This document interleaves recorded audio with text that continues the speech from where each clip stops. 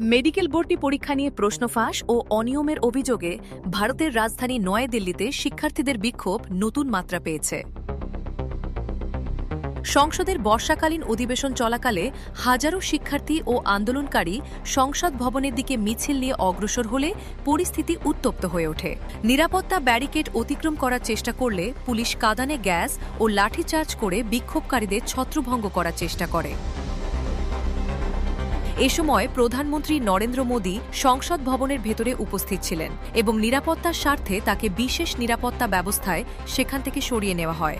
আন্দোলনকারীদের দাবি, মেডিকেল ভর্তি পরীক্ষায় অনিয়মের নিরপেক্ষ তদন্ত করতে হবে এবং দায়ীদের বিরুদ্ধে ব্যবস্থা নিতে হবে। পাশাপাশি শিক্ষামন্ত্রী পদত্যাগের দাবিও জানানো হয়েছে। অন্যদিকে পুলিশ বলছে, সংঘর্ষে নিরাপত্তা বাহিনীর সদস্যসহ বেশ কয়েকজন আহত হয়েছেন। বিশ্লেষকদের মতে এই বিক্ষোভ বর্তমানে শিক্ষা ইস্যুকে ছাড়িয়ে সরকারের ওপর বাড়তি রাজনৈতিক চাপ সৃষ্টি করছে। পরিস্থিতি কোন দিকে মোড় নেয় সেদিকে নজর রয়েছে সবার।